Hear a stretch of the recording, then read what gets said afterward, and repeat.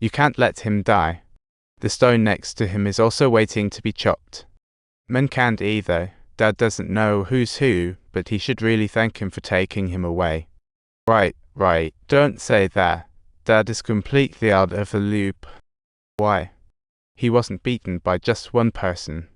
How should I know? No one dares to hit me.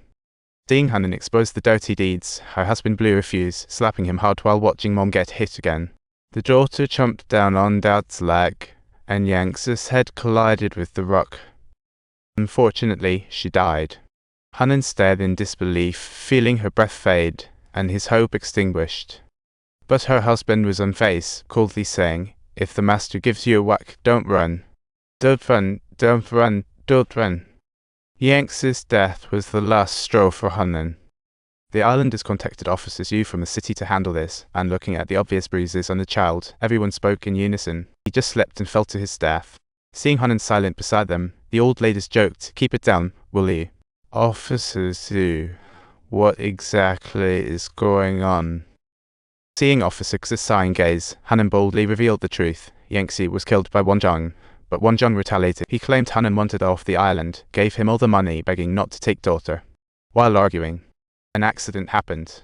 Wanzhong shed tears while speaking grandly, and Officer Zhu believed him. Hunan was helpless and could only place his last hope on his best friend, praying she would tell the truth.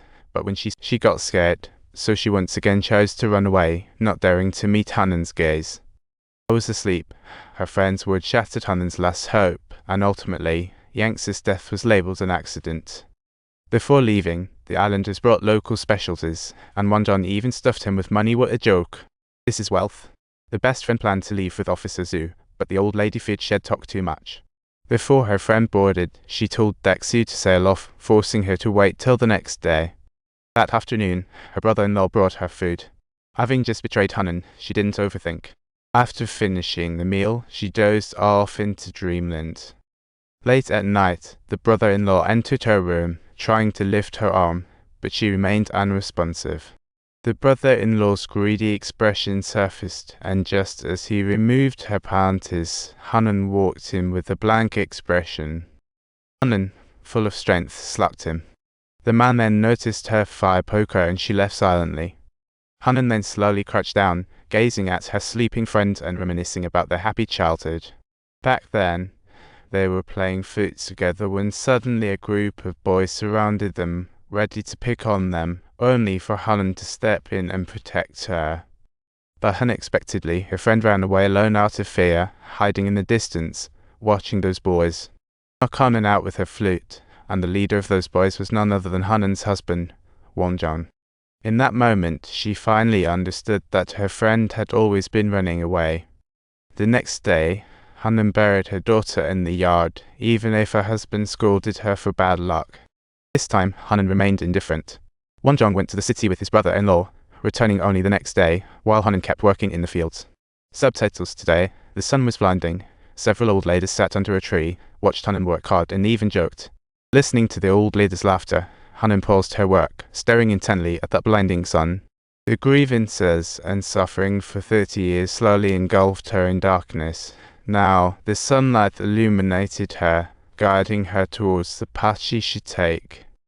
Hunan walked in front of the old ladies for a drink of water, then picked up a sickle and deftly lunged at one of them, causing the others to quiver in fright. One tried to crawl away. Hunan raised her sickle.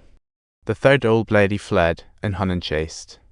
The old lady half fell to the ground in fear, choosing to play dead, but Hunan saw right through it. After dealing with the three, Hunan admired her work quietly, but the last old lady saw it and froze in fear. When Hunan approached with the sickle, the old lady had hidden away. As the dawn broke, Hunan was carefully sharpening her tools.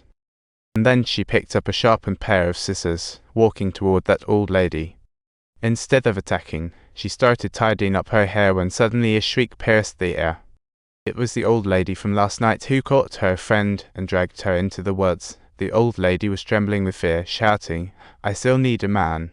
Hunan quietly approached from behind and knocked her friend out with a punch, then dragged the old lady toward the cliff as if she were playing with a child. In extreme fear, the old lady hallucinated, thinking Hunan stood before her, and in a daze, she waved her sickle. I love you, and I love you. I love you, and just like that, my only hope is gone. She pleaded for mercy, begging Hunan to let her go while backing away. Turning around, she saw the boat had returned. Subtitles, she instantly regained her arrogance, but missed the rocks below the cliff due to poor eyesight, making Hunan chuckle. She found her brother-in-law, who'd landed first. He gripped her as usual, but this time Hunan wouldn't endure. Grabbing his hair and delivering a cut, her friend witnessed it from a distance. Scared, she hurriedly fled the scene while Hunan trailed behind, and her panicking friend spotted Wonjong and Dexy returning at the foot of the hill. She rushed to them. The two just returned were drinking when they saw the brother's head hanging from the tree. Hunan stealthily approached from the rear, ready to go for a double kill. Subtitles. When her best friend suddenly let out a scream, alerting the two of them, Hunan then immediately charged forward, swinging her weapon at Dex's arm before turning to slash at her detested husband. But Hunan's strength was ultimately no match for a man.